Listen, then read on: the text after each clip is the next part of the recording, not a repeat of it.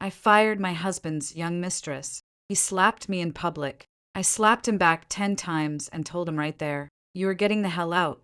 2. I was standing on the stage of the corporate gala dinner, clutching a flash drive in my hand with enough evidence to destroy everything. Down below, more than 500 people were seated. The entire staff of my husband Richard Sterling's company. Also present were his partners, investors, and journalists from the major Wall Street media outlets.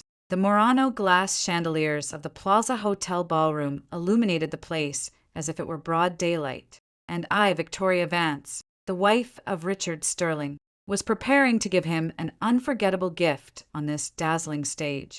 Next, let us welcome Mrs. Victoria Vance, wife of our CEO, who will draw the number for tonight's special grand prize. The host's voice echoed through the speakers with professional and polished enthusiasm. I walked up to the stage step by step, stepping firmly in my 4-inch stilettos. I was wearing a black velvet haute couture dress that outlined my figure, which I took great care of. I am a 36-year-old mother with 2 children, but I still look 28 or 29. I do not do it to please anyone, but because I never allow myself to look defeated. Richard was sitting in the front row. Next to him was his special assistant, Chloe Adams. That too, 4-year-old girl, wearing a champagne-colored dress with a plunging neckline, leaned into his ear to whisper something, smiling like a newly opened flower. 3 months ago, I found a 6-week ultrasound in the home office of our house in Greenwich, Connecticut. It was Chloe's. Richard knelt before me that night crying, saying it was just a moment of confusion, that the girl had provoked him, and that what he loved most in the world was me and the kids. I believed him, or rather, I pretended to believe him. I spent 3 months hiring a private investigator to look into his bank statements, recover security camera footage, and even hack his iCloud backup. I got it all. "Mrs. Vance, please say a few words." The host handed me the microphone, and I took it. I did not look at the raffle drum, but directly at the front row. Richard finally noticed my gaze, smiled at me, and raised his glass of champagne. That smile was exactly the same one from 17 years ago when we had our first date. Back then, he was a broke engineering student, and I was the daughter of the dean of Columbia Law School. Everyone said I was settling, but I said I loved his talent. Talent? Huh. Before drawing the prize, I would like everyone to see a video, I said, and snapped my fingers toward the control booth. The giant screen lit up. The first image was security footage from a hotel hallway. Richard, with his arm around Chloe's waist, swiped the key card to enter the room. The date indicated November 17th of last year, the day of our wedding anniversary. That day, he told me he was on a business trip in Chicago. The second image was a record of bank transfers. Richard transferred $5,000 a month to Chloe. The memo read payroll, but Chloe was not even in the company's HR system. Over the last 2 years, the transfers totaled $120,000 of our marital money. The third image showed iMessage screenshots. Richard was telling Chloe that bitter old woman should step aside already. "When the baby is born, I will divorce her, and if she dares to make a scene, I have ways to leave her on the street without a penny." The ballroom fell into a dead silence. I watched as Richard's face went from flushed to pale in fractions of a second, and from pale to a livid hue. He jumped to his feet. The chair screeched horribly against the marble floor. "Turn that off. Turn it off right now," he roared at the booth. But my assistant Sarah had already taken control of the audiovisual room. No one paid any attention to him.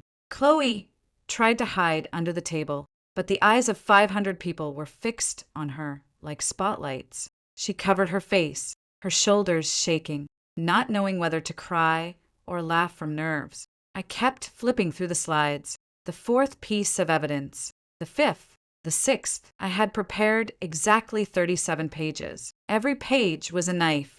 I was going to skin these 2 bastards alive. "Richard," I said into the microphone in a voice as calm as if I were talking about the weather in New York. "Earlier, You asked me why I had not transferred the expense money to your mother this month. Now I am telling you because I discovered that you gave $1, 000 to your mother and $5, 000 to Chloe. Your mother raised you for 30 years, and to you, she is worth a fifth of your mistress. Someone in the audience gasped in astonishment. I saw several journalists taking out their phones and starting to record. Tonight, this video would go viral all over the United States. Richard ran toward the stage. He was going so fast that he tripped on the steps and almost fell. That man, who in the New York business world was always an elegant gentleman, lunged at me like a lunatic with bloodshot eyes. Victoria, are you crazy? Do you know what you are doing? The company goes public tomorrow.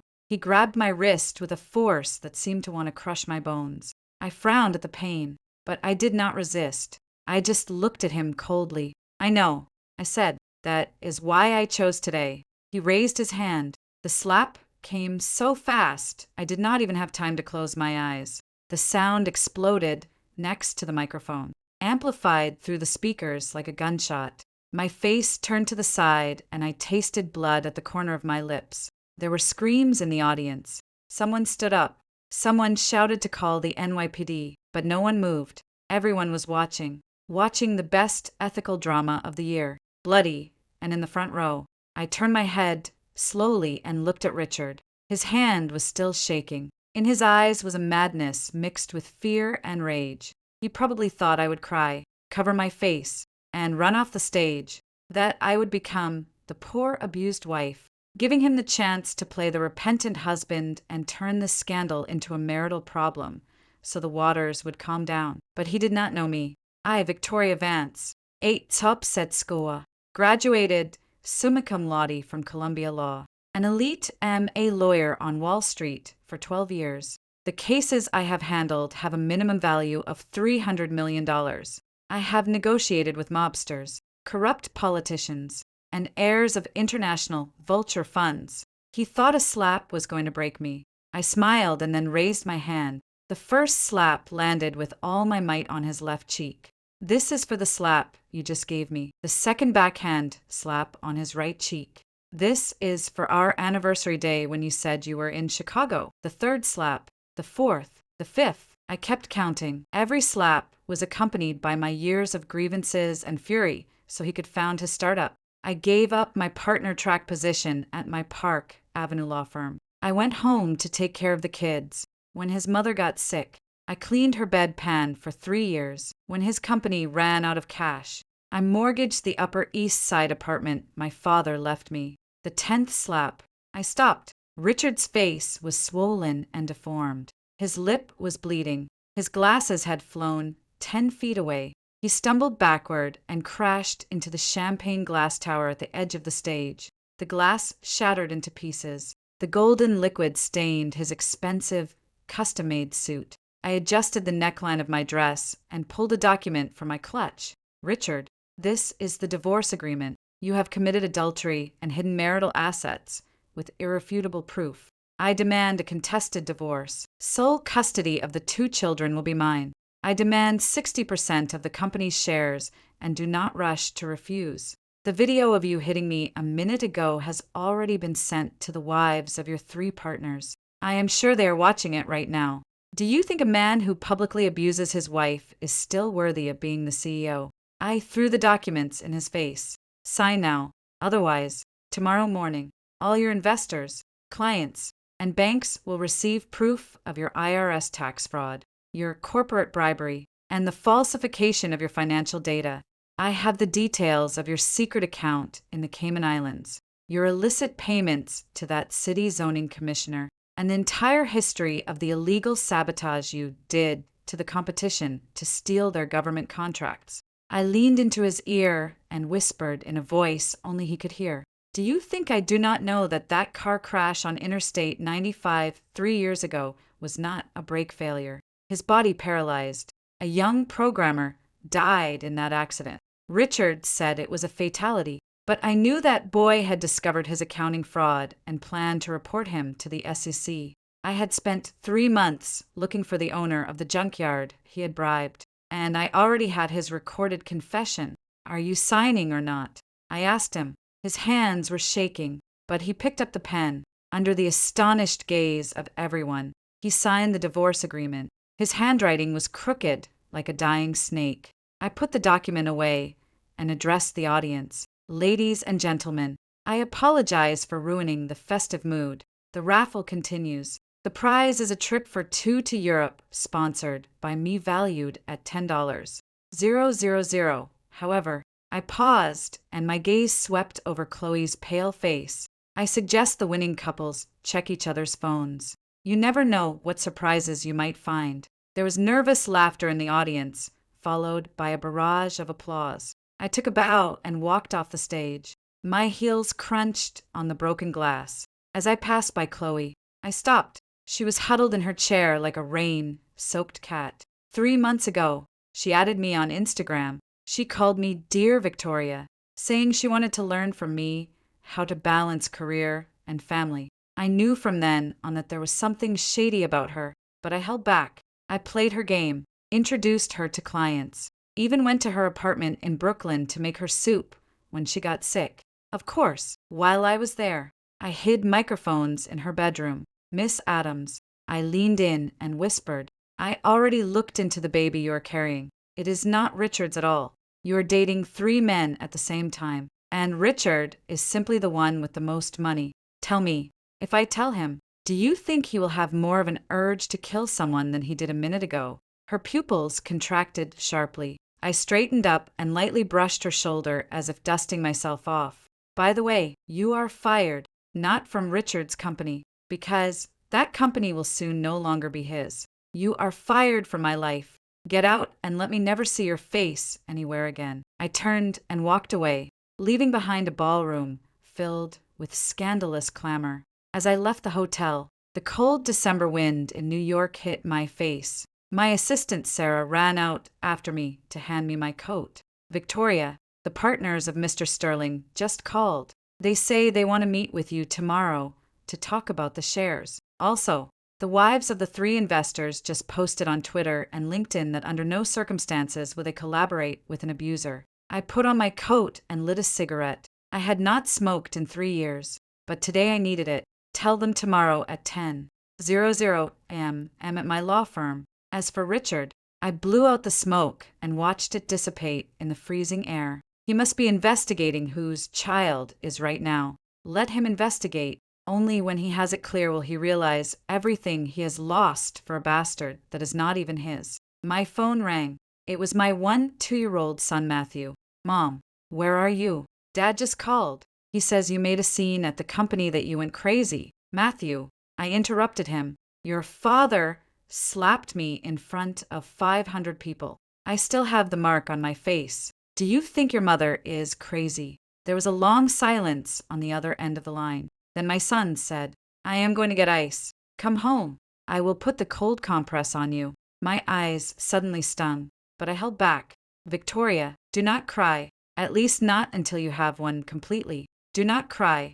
Matthew, Mom is not going home. I am going to stay in a hotel. Tomorrow I will take you to see someone. Who? Your grandfather's old friend, the federal judge. Since your father says I am crazy, I am going to show him what real madness is. I hung up, got into my Audi, and looked at myself in the rear view mirror. My left cheek was red and swollen, but my eyes gleamed in a terrifying way. Tonight was just the beginning. When I woke up in the penthouse suite of the Ritz-Carlton, it was already 10 a.m. Sunlight streamed through the floor-to-ceiling windows, illuminating the divorce agreement on the nightstand. Richard's signature looked like an ugly scar, but seeing it only gave me pleasure. On my phone, there were 7 missed calls, 12 from Richard, 8 from his mother, and the rest from worried friends and family. I only returned 1 call to my father's old comrade, Judge Arthur Hayes. Victoria, Arthur said with a firm voice, I have reviewed what you sent. With that evidence, the divorce and the stripping of his assets are guaranteed. But be careful, a guy like that, cornered like a rabid dog, is capable of anything. My own father's voice sounded in the background with repressed fury. He is an emeritus professor of literature, educated his whole life, but now he was insulting Richard over the phone. Dad, I know. I have already sent private security to pick up Matthew and little Lucy. They will stay at your house these days. And what are you going to do? My father asked. I looked at the New York skyline through the window. I am going to collect my spoils of war. Richard's company, Sterling Tech, was valued at $200 million and was preparing its IPO on the NASDAQ. I already owned 30% of the shares as premarital assets, but the increase in value during the marriage was marital property. More importantly, I had enough evidence of corruption to ruin his life. At 11 a.m., I walked punctually into the company's boardroom. Richard's 3 partners were already waiting. Mark, the CTO, a technological genius, but we willed. Jason, the COO, Richard's college buddy, who pretended to be the most loyal, and Sarah, the CFO, the only female partner and the ally I most needed to win over. Attorney Vance. Sarah was the first to stand up. Her face showed respect. He hit me. I went straight to the point in front of 500 people. I have the video. I assume you have already seen it. The 3 men exchanged glances. There was another executive, the head of HR, who lowered his head. Jason coughed. Only Sarah held my gaze. Victoria, we are here to talk about the future of the company. Richard's current situation makes him unfit to continue as CEO, but the company is innocent. There are hundreds of families who eat from this. Jason, I interrupted him. I did not come here to negotiate today. I came to inform you. According to the signed divorce agreement, 27% of his 45% of shares passes to me, added to my original 30%. I will be the absolute majority shareholder. That is impossible. Jason jumped from his chair. Richard will never accept that being formalized before a notary. He already signed it. I threw the copies of the agreement on the table. Furthermore, I have proof of his corporate bribery, tax evasion, and falsified balance sheets. If you do not accept my entry into the company, tomorrow morning, the IRS and the Department of Justice will receive an anonymous tip with all the documentation. Forget about going public. All of you will end up in a holding cell. A deadly silence flooded the boardroom. Finally, Mark, the CTO, spoke with a weak voice. Victoria, we do not have anything against you, but Richard, after all, is our brother. I let out a laugh. Mark, last year when your mother needed emergency private surgery and $50,000 were needed, who went to the hospital in the middle of the night to bring the money? Was it Richard? No, it was me. I lent it to you personally with 0 interest and without signing any promissory note. What was Richard doing then? He was buying a Birkin bag for Chloe. Mark's face turned red with shame. I continued, Sarah, your daughter wanted to apply to MIT in Boston last year. Who wrote her the recommendation letter? It was me who called in a favor from an old classmate of mine, who is a tenure professor there. Do you know what Richard said when you asked him? He said, why does a girl want to study so much? Sarah's hands closed into fists. I turned to Jason. Jason, you boast about loyalty. Did you know that 3 years ago, that city contract that the competition stole from us, it was actually Richard who passed them our bid under the table. He collected $200, 000 from them, making you lose a $5 million bonus. I have the transfer records. Do you want to see them? Jason's face went as pale as paper. I took a flash drive out of my purse and left it in the center of the large glass table. Here is all of Richard's dirty laundry. I am giving you 2 options. First, you support me as the new CEO. I guarantee the company will continue to operate normally. Your stakes remain and the IPO plan continues. Second, you stay on Richard's side and we all die. I report you and you go down the hole with him. I stood up looking down at them. You have 1 hour to think about it. I am going to get a coffee. When I come back, I want answers. I left the room, leaned against the hallway wall, and took a deep breath. My hands were shaking, but not from fear. It was from excitement. For the first time in 17 years, I felt I held the reins of my own destiny. My phone rang. A blocked number. Victoria. Richard's voice sounded horsero.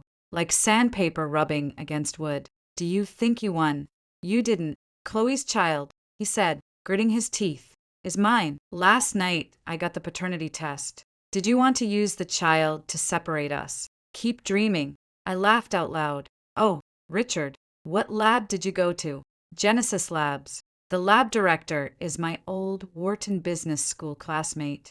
Do you think maybe he manipulated the report a little bit? There was a dead silence on the other end. Then I heard the sound of something breaking. Probably the phone being smashed against a wall, or maybe Richard's sanity shattering into 1,000 pieces.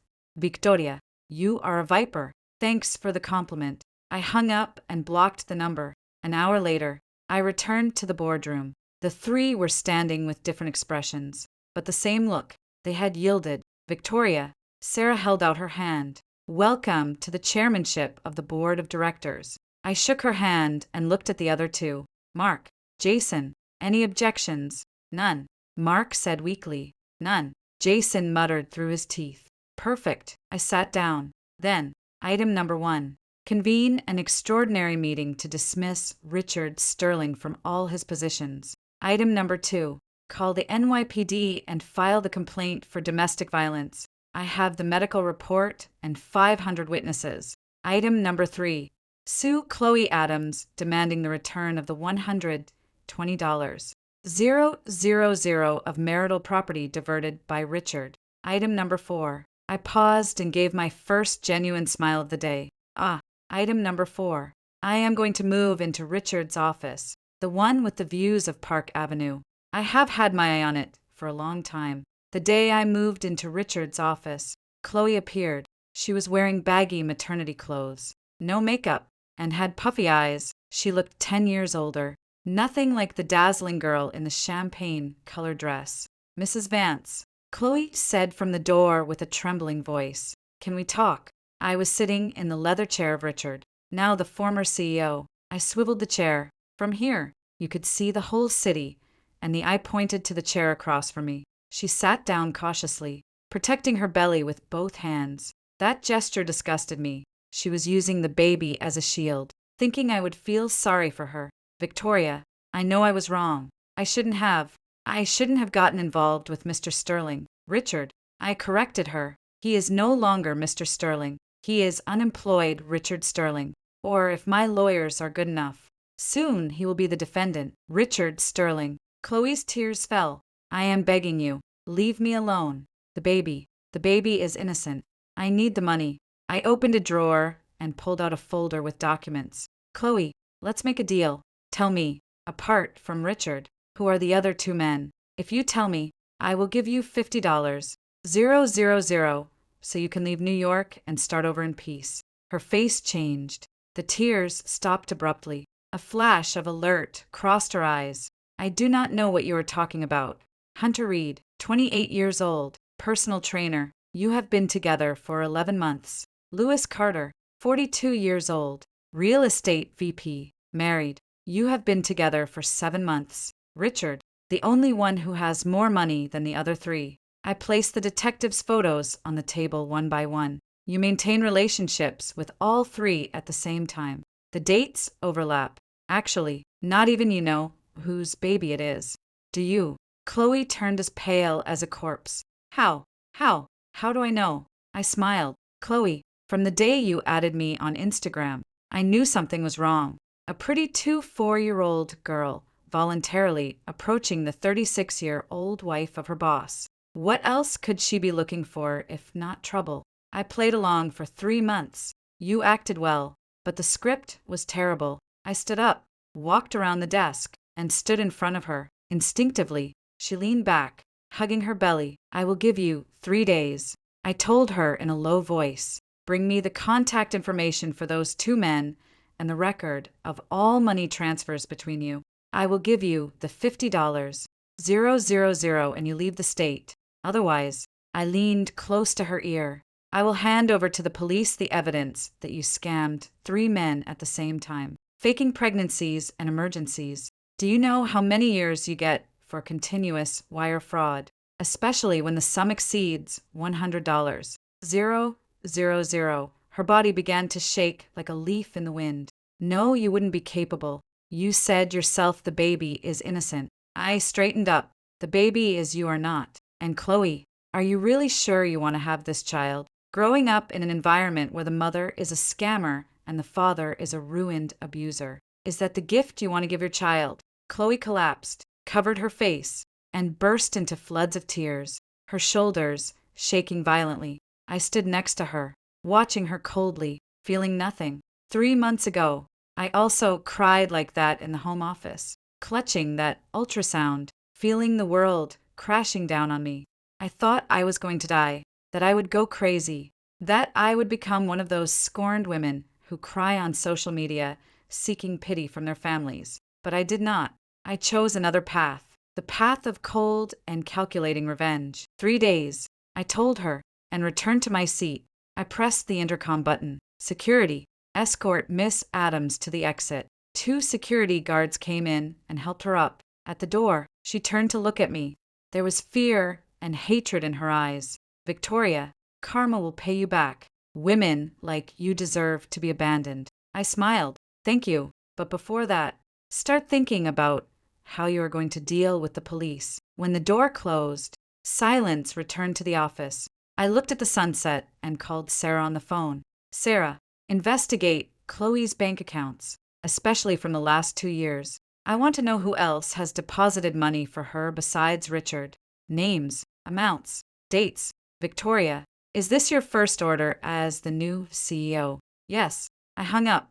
I opened my laptop. The wallpaper was still a photo of me with Richard in the Hamptons last summer. He had his arm around my waist, smiling tenderly.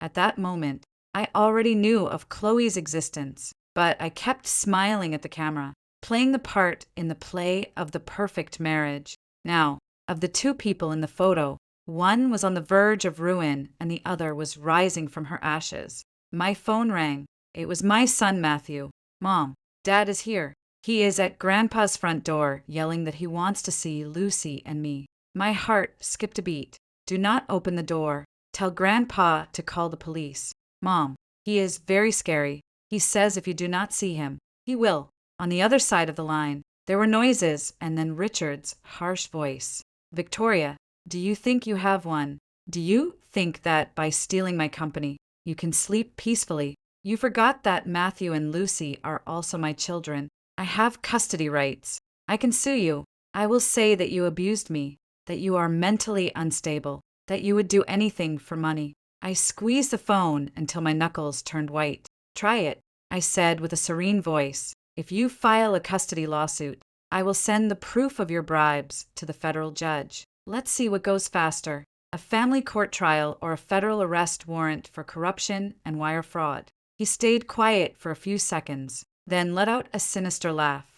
Okay, Victoria, you are tough, but you know what? Chloe just called me. She told me you're going to report her for fraud, and she told me she also has secrets of mine. If you report her, she will drag me to hell with her. Victoria, is this what you wanted? Mutual destruction. I did not answer him. What I want is for you to end up with nothing and for her to go to jail. As for mutual destruction, Richard, you have already lost everything. You just haven't realized it yet. I hung up. I sent a text message to Judge Arthur Hayes. Arthur, please, if someone falsely reports that I am assaulting my husband, ignore it. The reply came immediately. Do not worry. Victoria, by the way, the family of the victim of the traffic accident 3 years ago has been trying to reopen the case for a long time.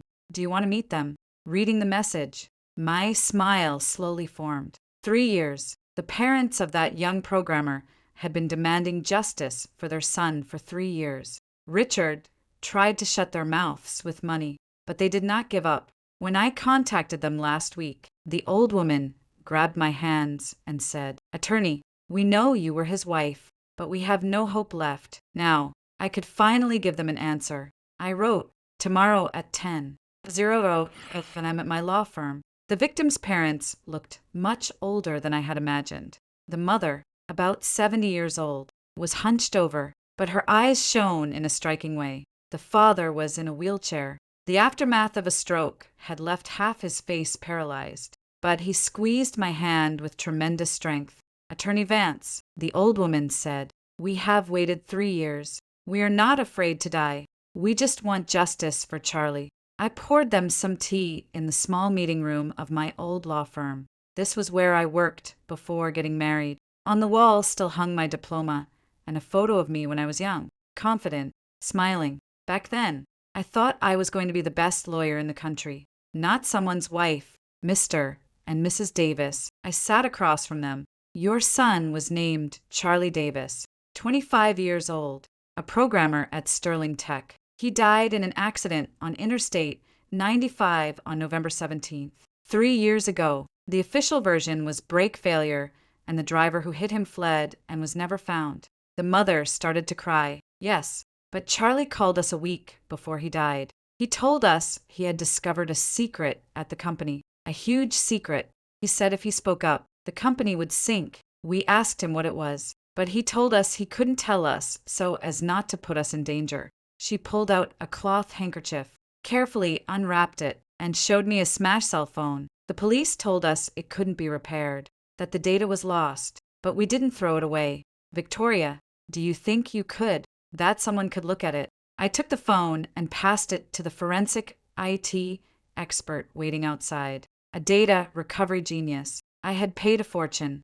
Mrs. Davis, I will need time, but I want to ask you something. In these 3 years, has anyone approached you to offer you money in exchange for you stopping your investigation? The eyes of the old man in the wheelchair snapped open, and a hoarse sound came from his twisted mouth. The old woman patted him on the back and said, "Yes, Richard Sterling himself came to our town in Scranton. He offered us $200, 000 to sign an out-of-court settlement waiving criminal action. We didn't want to sign. Then he threatened us, said we had another grandson living in the town and that we should be careful." I felt my blood boil. "Richard, you are more repulsive than I imagined. And did you take the money?" "No." The old woman became agitated. "We want justice. My Charlie's life is not worth $200. 000. I squeezed her hand.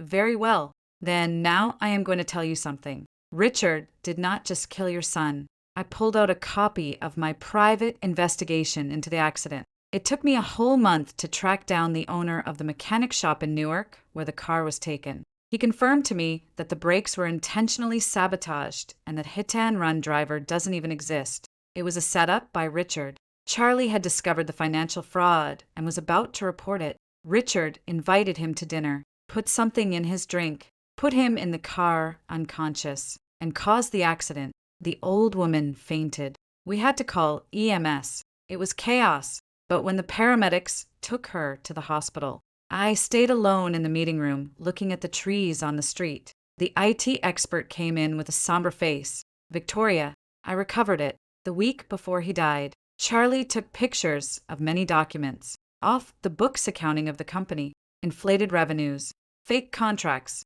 and he swallowed hard. There is a voice recording." I put on the headphones. I heard Charlie's voice, young and nervous. "Mr. Sterling, these accounts don't add up. There are $3 million in revenue that have no contractor invoice. This is a crime. I have to inform the board and the SEC." Then Richard's voice, smooth hissing. "Charlie kid, you are very young. You don't understand how business works. Let's do this. I will give you $200. 000. You resign and you go live outside the US. Let this matter go. It's not a matter. It's a crime. I respected you." But Richard let out a laugh. "Do you know how much money I give a year to a high-ranking IRS official in New York? Do you know how many politicians I have in my pocket? If you report me, do you think tomorrow you won't be arrested for possession of child pornography? Or that the day after tomorrow you will show up having committed suicide out of remorse?" The recording ended. I took off my headphones. My hands were shaking, but not from fear. With this recording, the proof of the fraud, and the testimony of the mechanic shop owner, it was more than enough for Richard to rot in jail until the end of his days. But I needed something else. I needed Chloe. I called her. She answered with a hoarse voice. "Victoria, I have made a decision. I am willing to cooperate, but I have one condition." "Speak." "I want you to guarantee that my child, whoever it is, will be born safe and grow up without problems. I do not want your money. I want you to be its godmother." I froze. That exceeded anything I had anticipated. "Chloe, do you realize what you are saying? Are you asking me to be the godmother of my husband's mistress's child?" "I know." Her voice cracked. "I know my life has gone down the drain. My parents have disowned me in my hometown. My friends have blocked me. Those 3 men hate me. I only have this child left. I know I don't deserve to be a mother, but I want to find a good backing for him. You are very powerful. If you protect him, he will have hope." There was a long silence. "Let's meet in person to talk about this," I told her. We met in a secluded coffee shop on the outskirts of the city. Chloe looked even more emaciated with deep, dark circles, but her 4-month belly was already visible. She slid a flash drive across the table. The contacts for Hunter and Louis, the transfer receipts, the WhatsApp chats, everything is there. Hunter gave me $30. 000. Louis gave me $80. 000 added to Richard's $120. 000. I know it's fraud. I am willing to return the money and go to jail. But what?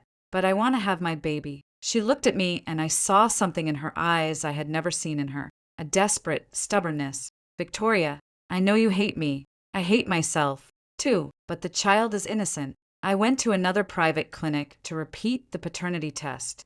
"It is Richard's. This time it's real." I took the flash drive without saying anything. "My parents are very traditional," she continued. "When I passed my SATs, they didn't want to pay for my college. They said studying was useless for a girl. I stole money from home and came to New York to work.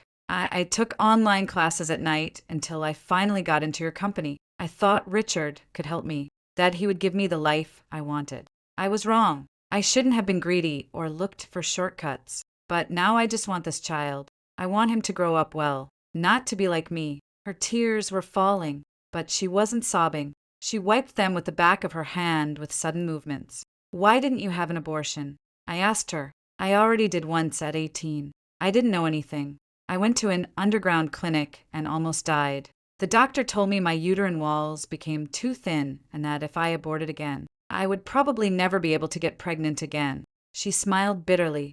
"How ironic. Right. I make a living with my body, and I am about to lose even the right to be a mother." I looked at her, and suddenly I felt a pang of moral exhaustion. I thought this war was going to be pure satisfaction and revenge. But now sitting across from the woman I had hated with all my soul, I only felt empty. "Chloe," I told her, "I will not be the godmother of your child, but I can help you. I am giving you 2 options. First, you testify with me to put Richard in prison for fraud, bribery, and murder. In exchange, I will testify in your favor so you get the minimum suspended sentence for the fraud. I will give you money to leave the country and put the child up for adoption. That way, you can start over. Second, you have your child and you raise him. I will get you a decent job, but you will have to accept that for the rest of your life, you will be solely responsible for that child. No more nightclubs. No more rich men. No more shortcuts."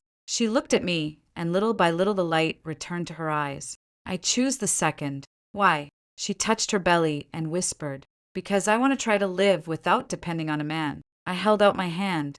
She was surprised for a second and then shook it.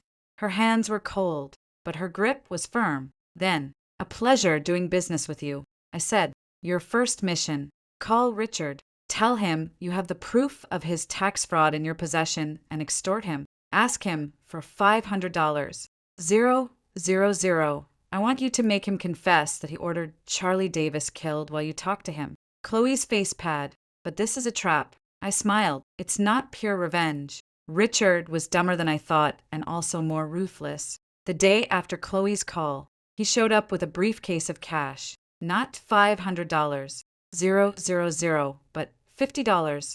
000, and an NDA and image rights assignment document. He wanted to buy the evidence from her and force her to sign so she would shut up forever under penalty of legal action. Chloe, following my instructions, pretended to hesitate, pretended to be afraid, and finally accepted reluctantly. She signed the paper, took the money, and accidentally spilled coffee on Richard's pants. while he was cleaning himself. My private investigators took photos of the entire exchange, but this was just the appetizer. The mortal blow came after Richard left the coffee shop. He drove to the outskirts of New Jersey to the abandoned industrial park in Newark, where the mechanic shop was. There was the key witness whom he had bribed 3 years ago. He did not know that I had installed a tracking device and a microphone in Chloe's phone, and that before saying goodbye. She had slipped it into his coat pocket. Frank Richards' voice was heard through my headphones.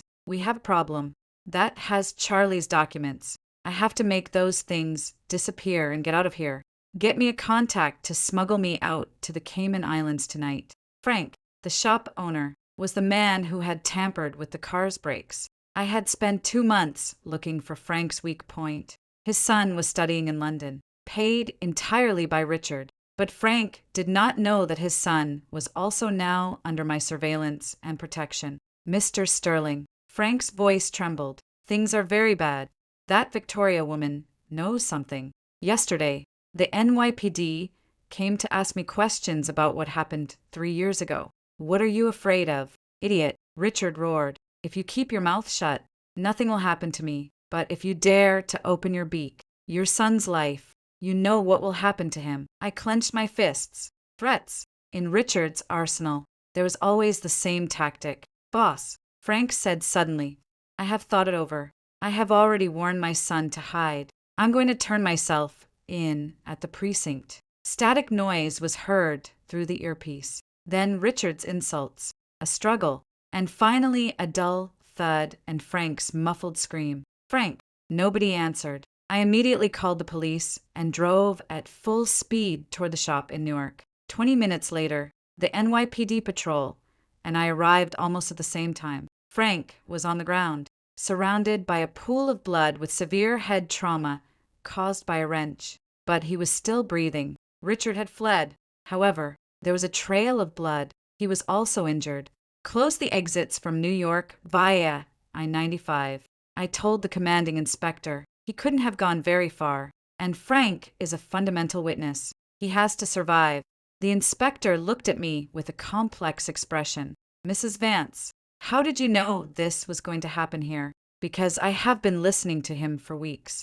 I showed him my New York State bar and a stamped document. "Legal wiretaps, inspector, approved by a federal judge under the framework of an investigation into continuous domestic violence and death threats towards me and my environment. Judge Arthur Hayes of the SDNY has personally overseen the authorization." Richard was caught 6 hours later. He was trying to catch a charter flight at a private airstrip in New Jersey heading to the Cayman Islands, but they intercepted him on the runway. His leg was shattered by a blow Frank gave him with an iron bar defending himself, so he couldn't run fast. But most importantly, he was too confident. He believed Frank would never rebel, that Chloe had been silenced by the money, and that I was still the submissive wife who would clean up his messes. When they were putting him in the police car, I saw how his hair was messed up, dried blood on his forehead, his designer suit torn on the shoulder. But the hatred in his eyes was still scorching. "Victoria," he yelled at me from inside the cruiser, "you will die in the worst way, even as a ghost. I will not forgive you." I walked up to the police car window and stared at him. "Richard, do you know where Charlie's parents are today?" He stayed quiet. "They are at Mount Si Hospital holding a vigil for Frank. Charlie's mother said that if Frank survives and testifies, she is willing to forgive him and share part of the settlement with him. The father said that he was finally going to be able to sleep peacefully because his son's killer was going to rot in jail." I leaned against the glass and said, just so he could hear it, "You lost, not against me, against yourself, against your greed, your cruelty, your arrogance. You thought you could control everything, but you forgot that people have a heart. Frank may be a criminal, but he loves his son. Chloe may be a hustler, but she wants to be a mother." And I straightened up and looked down at him. "I have love. I truly loved you, Richard. 17 years ago when you recited Walt Whitman in the halls of the law school, I thought you were the noblest man in the world. But now I understand that you never sought the light. You just let yourself be absorbed by the darkness until you became it. They took him away. I stood there watching the police car disappear down the avenue. Suddenly, I felt an infinite exhaustion. Chloe stepped out of the shadows and held my arm. Victoria, are you okay? Yes. I took a deep breath. Just a little tired. And now what do we do? I adjusted the collar of my coat. Now we go to the company to give a press conference. We will announce that Richard Sterling has been dismissed and placed in federal custody. We will introduce the new board of directors. We will freeze the IPO for now, but we will restart it as soon as possible. And I will announce, I looked toward the east, where the New York sky was beginning to turn the bluish gray of dawn. I will announce that the era of Victoria Vance begins. The press conference went smoother than I thought. I stood at the podium of the company headquarters. Behind me was the new logo. I had removed the word Sterling and renamed the company Dawn Tech, the morning star that shines before dawn. Seated below were journalists from the Wall Street Journal, Bloomberg investors, and employee representatives. I wore a custom-made white suit. The bruise on my left cheek had almost disappeared, but I intentionally left a visible trace using makeup in reverse, not to elicit pity, but as my war medal. First of all, I want to apologize to everyone. I began with a firm voice. As a founding shareholder of the company, I failed by not detecting the illicit acts committed by senior management in time. It is my responsibility. I apologize to the families of the victims, the deceived investors, and all Dawnch employees. I leaned forward for 3 seconds. Secondly, I am going to make several announcements. 1. Mr. Richard Sterling has been permanently dismissed from all his positions and is currently in federal custody without bail under charges of attempted murder, bribery, money laundering, and wire fraud. 2. The company has formed an internal investigation committee that will cooperate fully with the Department of Justice and the SEC, giving no quarter, no cover-ups. And 3. The board will be entirely renewed. I myself will temporarily assume the role of CEO until an optimal successor is found. A murmur broke out among the attendees. A journalist from a financial newspaper raised his hand. Victoria, what is your current marital relationship with Mr. Sterling? We are formally divorced. I have full custody of my children and majority control of the shareholding of this company. Here is the family court ruling. I held up the folder. Everything according to the law. It remains open to public scrutiny. Another journalist asked, rumor has it that you used a domestic violence case and an old murder to carry out a premeditated corporate coup against your ex-husband. How do you respond to that? I smiled. If by premeditated you mean that I spent 3 months in silence gathering evidence of my husband's adultery and embezzlement of capital, and then another 3 investigating the murder he was trying to cover up, then yes, it was a premeditated act. And if by corporate coup you mean that after receiving a slap in public in front of 500 people, I decided not to be the usual silent victim, then yes, I staged a coup. I stared straight into that journalist's eyes. But sir, let me ask you something. If your partner steals your savings, commits large-scale fraud in your own home, and also turns out to be a hidden murderer, what would you do? Pretend nothing is happening and continue with dinner, or step up to uncover it all? The journalist was left speechless. I chose to step up.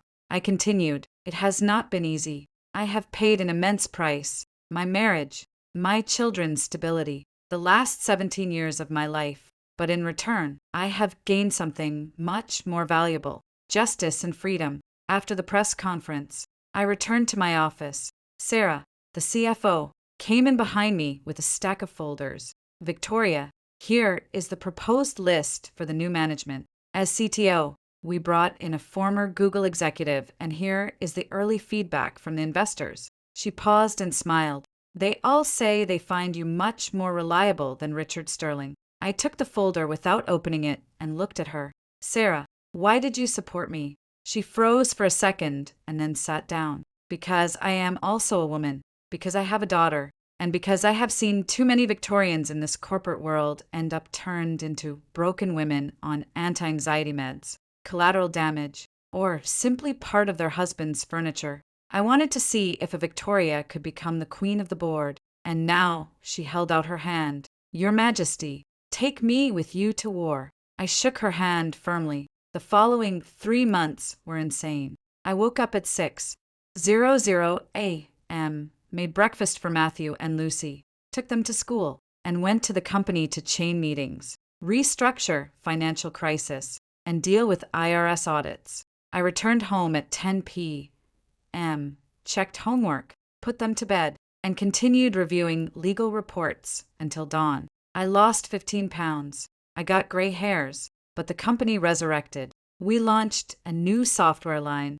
We regained the trust of investment funds in New York and London. The SEC determined that the new management had nothing to do with the previous crimes and imposed the minimum corporate penalty. We resumed the plan to go public and with an even higher market valuation than before because the market proved that a healthy tech company without stains of corruption was worth much more. More importantly, I found myself again. I was no longer Richard's wife. I was not Matthew and Lucy's mother. I was not Dean Vance's daughter. I was Victoria Vance, lawyer, businesswoman, warrior. Charlie Davis's parents came to see me in my office. The old woman brought me a box of homemade sweets from their town. The father grabbed my hands and cried from the side of his face that was not paralyzed. Attorney, no CEO, said the old woman. The trial for my boy's thing starts next week. The federal prosecutor says Richard could get 30 years life in prison without parole, stacking the charges. I nodded. I know. I am going to testify as the prosecution's main witness. You do not hold a grudge against us. At first, we did not trust you. We thought that because you were his wife, you would try to cover it up. I do not hold a grudge against you. I told them. I thank you. If it had not been for your tenacity, this case would have been archived in the drawers of a federal court forever. You proved to me that justice, although sometimes slow and blind in this country, ends up arriving. When they left, Chloe came in. Her belly was immense. She was 7 months pregnant and walked heavily, but she had much better color. Following my plan, I had gotten her a position as an entry-level administrative assistant in a distant subsidiary of the company.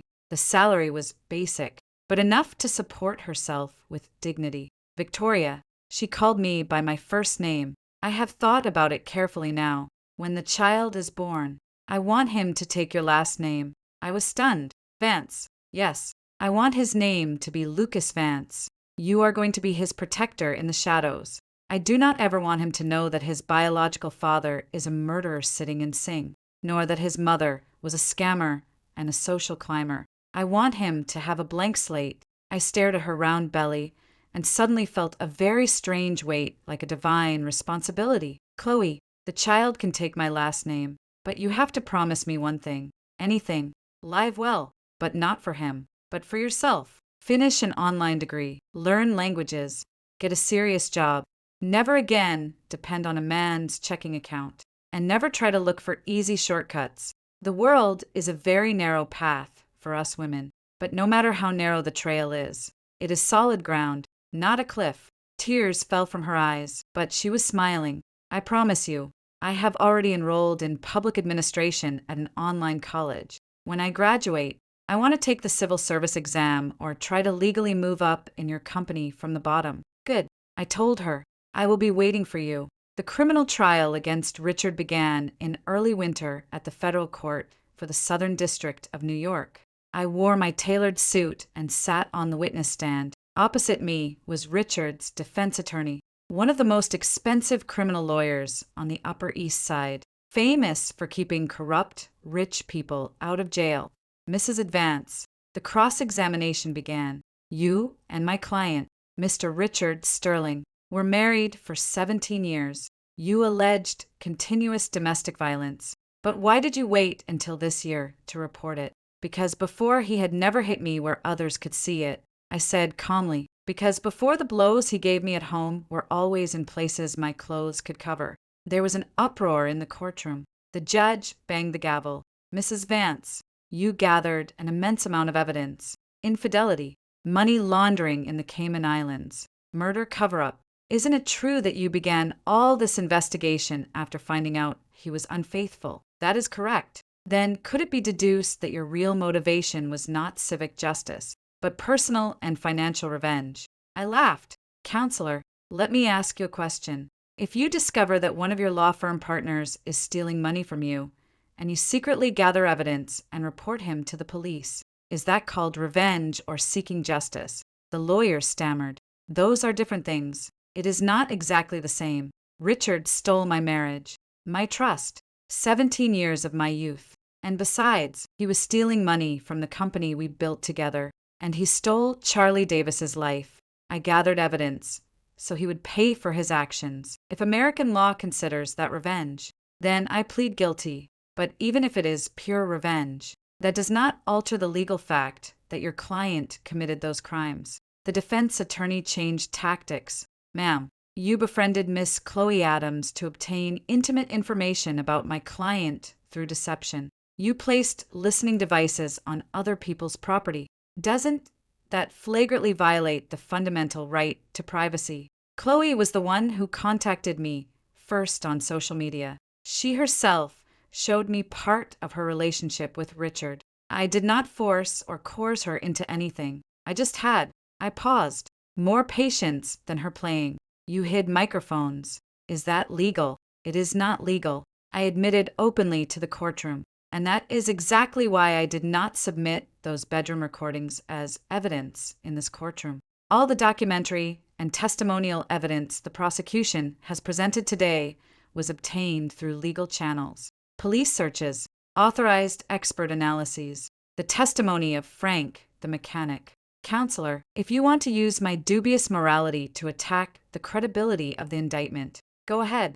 But I think the court and American society care much more about knowing if Richard murdered an innocent man and not if I was a perfect wife in my investigation. I looked at the defendant's table. I am not perfect. I have made mistakes. I trusted blindly in someone I shouldn't have. I gave up my brilliant career as a lawyer to be a model family mother, even when I discovered his initial infidelity. I had the foolish fantasy of being able to fix the marriage, but in the end, I chose the truth. I chose to sit in a courtroom and tell it all, even if it meant being on CNN. Even if my children had to endure whispers on the school playground. My voice cracked slightly, but I swallowed and composed myself. And the reason I am sitting here today is not just for revenge. It is to tell all the women in this country who are in my situation that they can betray you, but they cannot destroy you. They can knock you down with a slap, but you can get up. You can cry. Of course, you can. But after drying your tears, you have to arm yourself to the teeth and fight. You could hear a pin drop in the courtroom. Richard was sitting at the table wearing the standard issue prison jumpsuit. They had shaved his head, and he looked to have aged 20 years. He was looking at me, and in his eyes there was something I couldn't read. Hatred, regret, total defeat. I didn't care anymore. 3 days later, the sentence was handed down. Richard Sterling was sentenced to 25 years in prison for first-degree murder, 8 years for money laundering and large-scale fraud, and 4 more years for continuous bribery of public officials. The total sentence was stacked to the legal maximum. He would not step out on the street for at least the next 25 to 30 years of his life. He did not appeal the sentence. Outside the federal courthouse, I was surrounded by dozens of microphones from Fox News, NBC, and CNN. Mrs. Vance, are you satisfied with the verdict? Justice has been served. I replied curtly, but I have nothing to be satisfied about. A brilliant young man died. A family was left broken in Scranton. My last 17 years of life were a lie. This is not a victory. It is just the final period. Will you go visit him at Sing Sing? No, we are done. When he insulted me, saying it was time for the bitter old woman to step aside. When he rented hotel rooms with a 4-year-old mistress on our anniversary. When he slapped me in public, trying to humiliate me. In all those moments, our relationship ended forever. I pushed my way through the cameras, escorted by my lawyers, and got into my car. Chloe was sitting in the passenger seat. Her belly was so huge, she could barely buckle her seatbelt. Are we going to celebrate? She asked me. No. I started the car. We're going to Mount Si. You are due any minute now. And you have your final checkup with the OBGYN. She looked at me with her eyes shining in a tender way. Victoria, you know what? Sometimes I feel like you're more of a big sister to me than my own blood. I don't have little sisters, I told her, turning on the blinker to merge onto Park Avenue. But if I did, I would want her to be smarter than you and not repeat your disasters. Chloe laughed and rubbed her belly. She won't. This baby will be very smart and a very good person. Like you. I didn't say anything, just stepped on the gas. Through the windows, the lights of New York shined with all their intensity. 17 years ago, Richard and I walked down this very avenue, thinking we would grow old to 17 years later. I was driving alone down this avenue full of scars, but also full of absolute power. This was not an end. It was a beginning. 3 years later, Dante joined the NASDAQ 100. Our market capitalization exceeded $100 billion. I was on the floor of the NASDAQ, touching the traditional bell to mark our IPO. Below applauding was my entire team, the big Wall Street investment funds, and my kids. Matthew was already 15 and Lucy 12. They wore formal suits and looked like two little adults. Chloe was also there. Now, she was the administrative manager of the logistics department. After getting her degree online, she took an executive MBA. Her son, Lucas Vance, was already 3 years old. He was a rambunctious, beautiful boy who smiled at everyone. No one in the entire United States knew his true origin. Everyone in the company assumed he was simply the CEO's protected godson. Mom, Lucy ran towards me and hugged my legs. When I grow up, I am also going to be CEO and ring the bell. Of course, sweetie. I crouched down and gently pinched her cheek. But first, you'll have to get excellent grades and then start working at the company from the bottom, making photocopies like Aunt Chloe did. And how long will that take? About 10 or 15 years. Lucy wrinkled her nose. Ah, that is a really long time. It's not that long. I stood up looking at the green luminous board with our stock prices skyrocketing. It goes by in the blink of an eye. Like these last 3 years, too many things had happened. Through my brilliant management, I had led the tech company to be a benchmark in the US. We developed artificial intelligence for medical applications, software that helped blind people interact with their environment through spatial recognition, and a comprehensive security platform against money laundering that the Federal Reserve itself ended up buying from us. I made the Forbes list of most influential women. I received awards for my business trajectory and was invited to give lectures at Harvard Business School and Wharton. When magazines asked me the secret to success, I always said, if life or a man gives you a slap, make sure to slap back and harder. It is not an incitement to violence. It is an incitement to reclaim your dignity. Chloe, when Lucas turned 2, met a guy, a normal, ordinary programmer, a bit shy, but genuinely good. Obviously, I hired an investigator to look into his past. He had a spotless record and treated Lucas as if he were his own son. Victoria, Chloe, asked me one day, timidly in my office, "Do you think he is worth it?" "What do you think?" I think she blushed. "I think this time I really want to try what it's like to have a normal love." "Then try it," I told her, signing some papers. But remember the golden rule. Never abandon your job, your MBA promotions, or your financial independence for any man, not even for the best man in the world. That is more important than any romantic fairy tale. She nodded, serious and diligent, like a student. They got married in a small and charming civil ceremony at an estate outside New York in the spring. I attended as the bride's family. I walked into the tent, holding little Lucas's hand, and handed him to his mother. Lucas ran to hug Chloe and then turned to me. "Godmother." He waved at me, smiling, but I felt my eyes fill with tears. The existence of that child, the fruit of the infidelity that blew up my life, had become one of the most surprising gifts of destiny. He taught me that the goal of revenge is not just to reduce your enemies to ashes, but to use those ashes as fertilizer to create something new. A year after going public, at a tech executive summit at the Waldorf Astoria in New York, I was resting in the VIP room before my keynote. The door opened and an impeccable woman walked in, dressed in a tailored Chanel suit. She looked to be in her early 40s, elegant with sharp eyes. "Mrs. Vance, a pleasure to finally meet you in person." I am Isabella Thorne, CEO of the Apex Group. I shook her hand. That name sounded very familiar in the tech sector. Isabella, we have seen each other before at some event. Never officially. She sat down, accepting the coffee offered by the staff. But I think we have a few mutual acquaintances. I raised an eyebrow. For example, Richard Sterling. The hand, holding my porcelain cup, stopped midair. The Apex Group was the fiercest rival of Richard's company back in the day.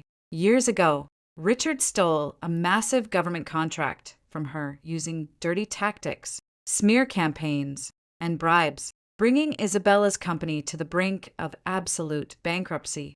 Isabella, I put the cup on the table. If you come looking for revenge against Richard for what happened years ago, you've got the wrong person. I've been divorced from him for 3 years, and whatever he did is not Dante's business. I know that very well. She smiled enigmatically. I came to thank you.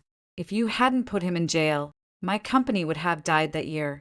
Isabella pulled out an elegant portfolio and put on the table. Besides, I came to propose a monopoly. Apex has absolute dominance in home automation in the US, and Dante dominates AI algorithms. If we merge into a joint venture, we will crush any global competition. I quickly reviewed the papers. The terms she was offering me were extraordinarily favorable. Too good, as if she were losing money on purpose to ally with me. Isabella, do not rush to reject it. She interrupted me, leaning forward. I know what you are thinking. You think that because I was your ex-husband's enemy, this is a Trojan horse, a trap. But Victoria, look at me. I am also a female executive in a world of wolves. I was also betrayed in the past. I also had to raise my company from the ashes. When I look at you, it is as if I see myself in the mirror. Isabella lowered her voice almost to a conspiratorial whisper. Besides, I have something that interests you. I have much more dirt on the remnants of Richard Sterling from Sing Prison. He is still pulling strings through his proxy lawyer to try to screw your company over. Would you like to know who your mole is inside your own board of directors? I narrowed my eyes. Who? Jason, your current COO, Richard's close college friend. I felt my blood freeze. Jason, that bastard. The man who was the fastest to surrender and swear unconditional loyalty to me 3 years ago. The executive whose bonus I had quadrupled. Do you have proof of this? Isabella, tonight at 9, the Plaza Hotel, room 1208. Jason is secretly meeting with Richard's proxy lawyer to review the strategy to assault your shares.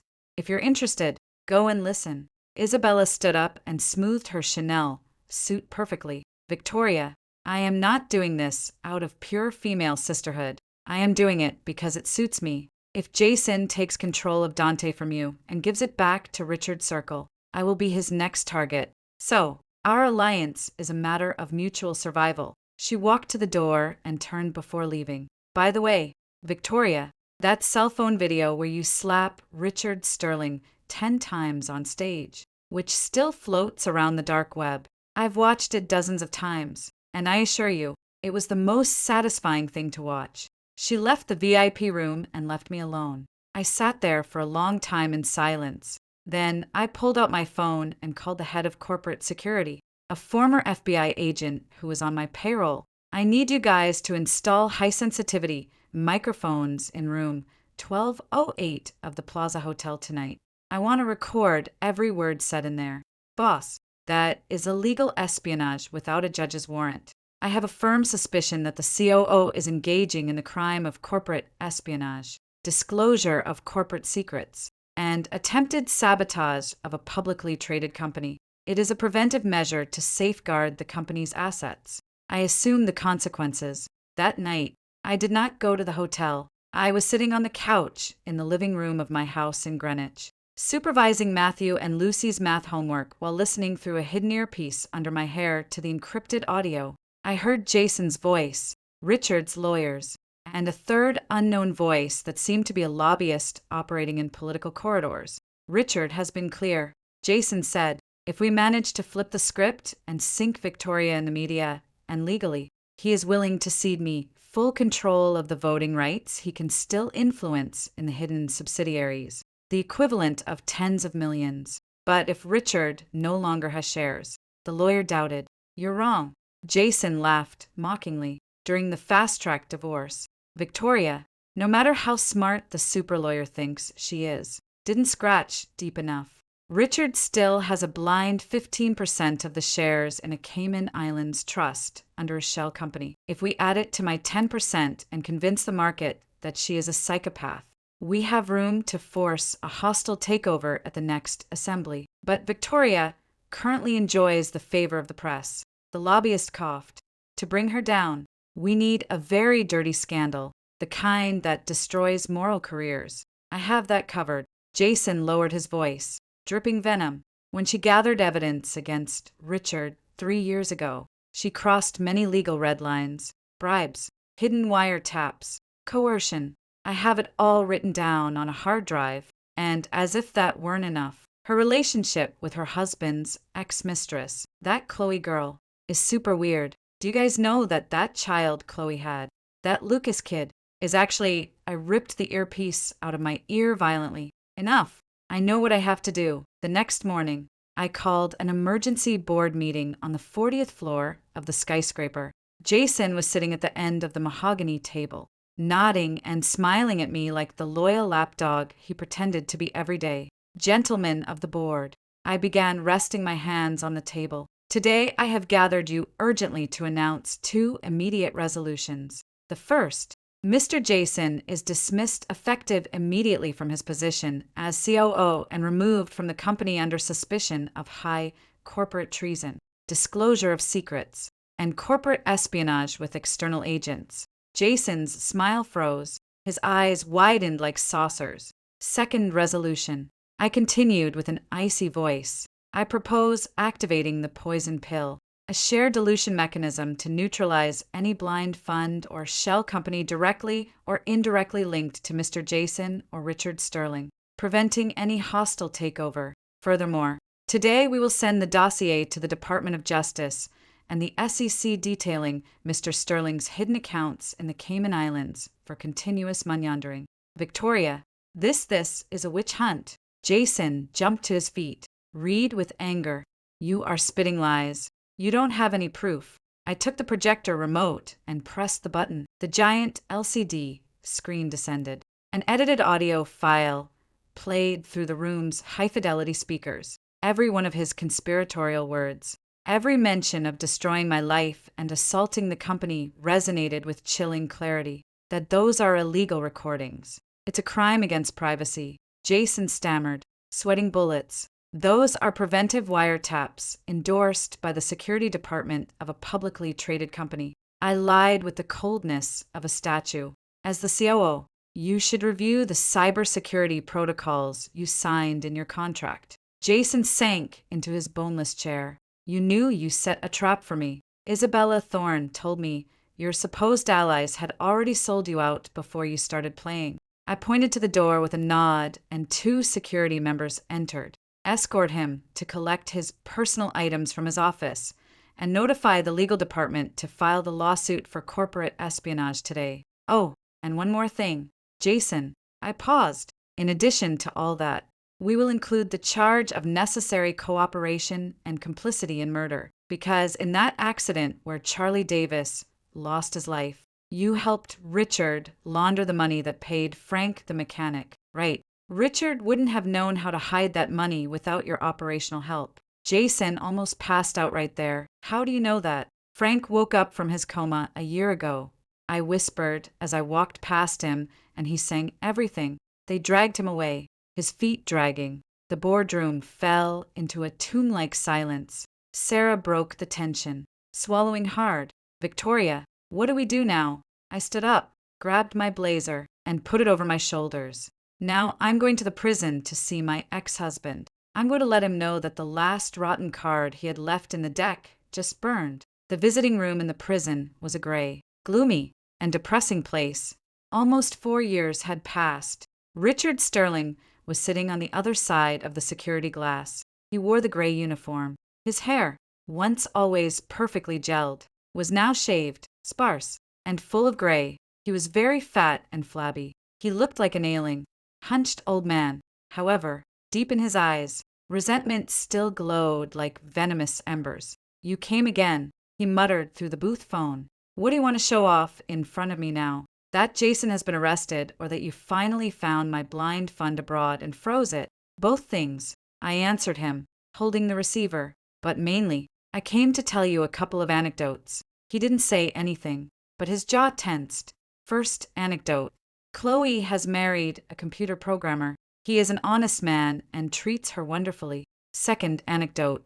Little Lucas Vance is already 4 years old, goes to preschool, and is the happiest child in New York. Every day when he gets out of school, he comes running to look for me so I can give him a hug, and he calls me godmother. Richard's facial expression barely changed, but the white knuckles of his hands pressed against the glass gave him away. His blood son, raised by the love of a stepfather loving the woman who had sunk his biological father.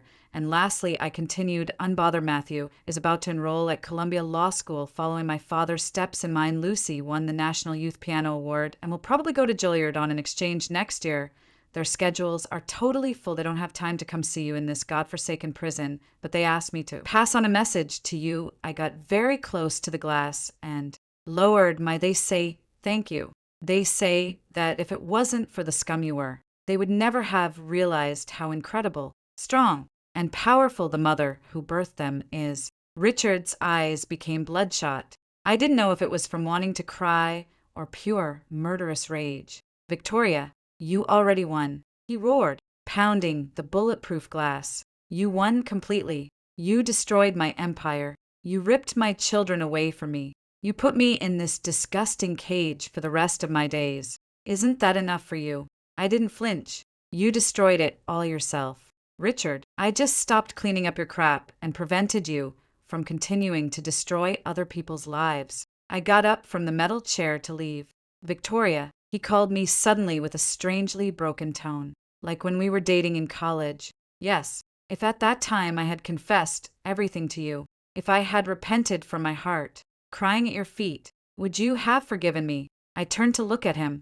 I looked at that man I had been madly in love with in my youth, at that man I had later hated until I wished him dead, and at that common, pathetic prisoner he was now. "No," I answered with absolute firmness, but the collateral damage would have been avoided. Charlie Davis would still be programming and having dinner with his parents in Scranton. Frank the mechanic wouldn't have suffered a stroke that almost killed him. Chloe wouldn't have destroyed her 20s. And our kids wouldn't bear the stigma of being the children of a white-collar murderer. I looked at him one last time. "You had the chance to be a good man, Richard, a good husband and a good father, but it was you and only you who chose the highway to hell."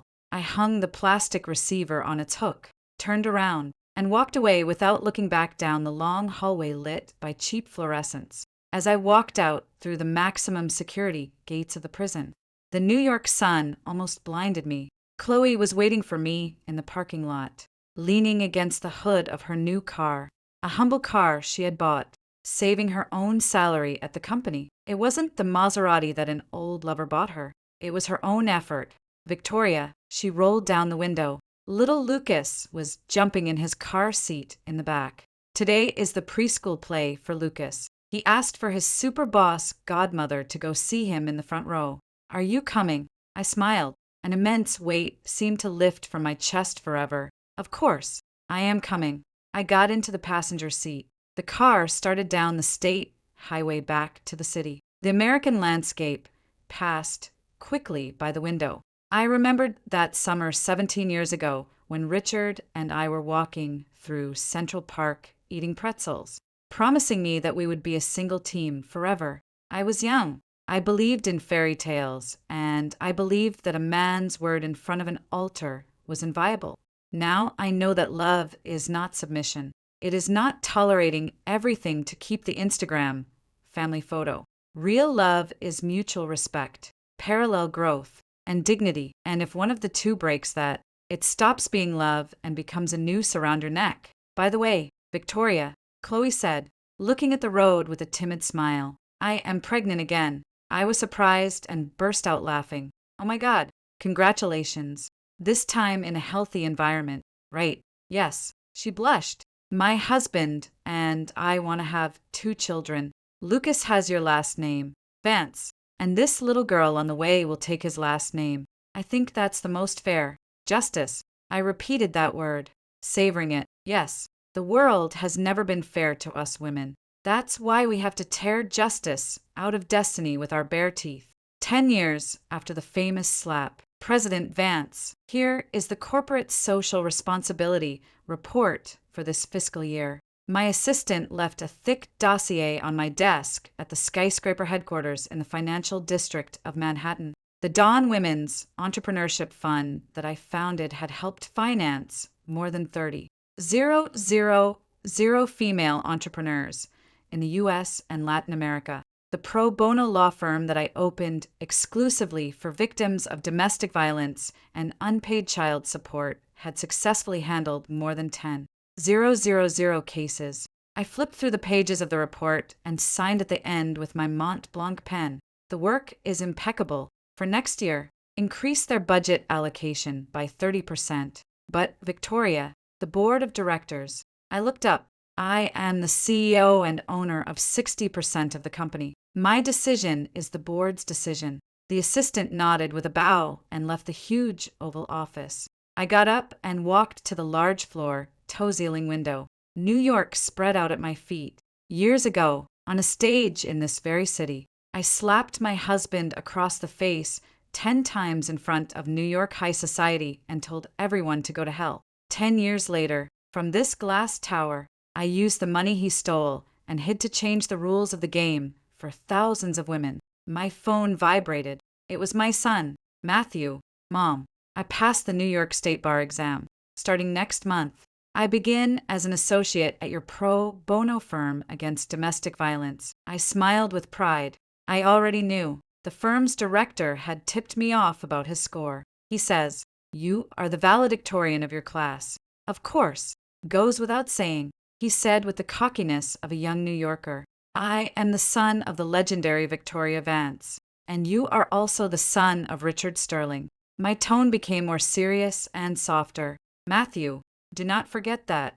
Your father did horrible things, and is paying with his life, locked between 4 walls. But what you have to learn from his blood is not to hate him, but to ensure you never become someone like him. There was a silence on the other end of the line. Mom, last week I went to visit him in prison. I froze. You went to singing. Yes, he is very old. The prison doctors say he has severe cancer. They will probably give him compassionate release soon because he has little time left.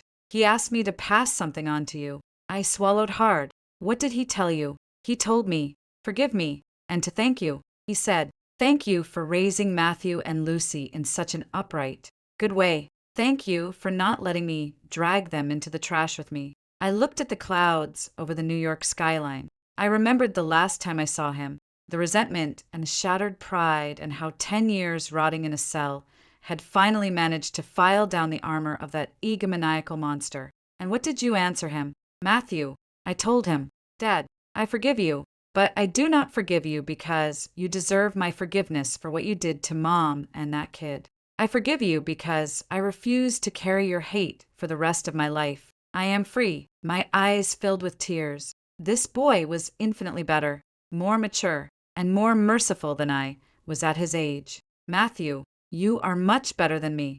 He laughed on the other end. Obviously, Mom, I have built my life standing on the shoulders of a giant. I hung up the phone and returned to my desk.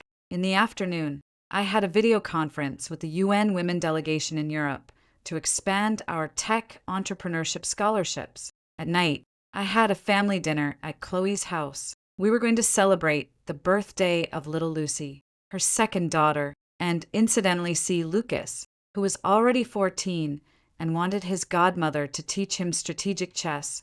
Life goes on. The battles do not end. But I no longer fight wars for revenge. Now I fight wars for the future, to create bridges, opportunities, and build an environment where no woman gets her face smashed for demanding her place in the world. Before turning off the computer to go home, I saw an email come in. It was from Charlie Davis's elderly mother from her town in Scranton. At 80 years old, she had learned to use the iPad I sent her. Attorney Vance, my husband passed away last night. He went peacefully while he slept. Before closing his eyes, he said that he was finally going to sleep, his longest sleep, and truly rest, because he knew our Charlie was no longer waiting for justice in heaven. Thank you for giving us dignity in our old age. God bless you always. Victoria, you and your strength. I quickly typed the reply. Mrs. Davis, the real heroes are you. If it hadn't been for the courage of parents who did not sell out for $200, 000 of blood money, justice would never have arrived to catch the cowards. Take good care of yourself, and if you need anything, here is my personal number. I hit send, closed the laptop, and grabbed my purse. I walked out into the hallway. On the wall, opposite the executive elevators, hung a large Chinese calligraphy painting that my father, the retired professor, gave me years ago. It said an ancient maxim: even if 10,000 people stand in my way, I will move forward. Years ago, I faced the scandalous and misogynistic gaze of 500 businessmen alone in a ballroom. I slapped the traitor across the face and told them all to go to hell.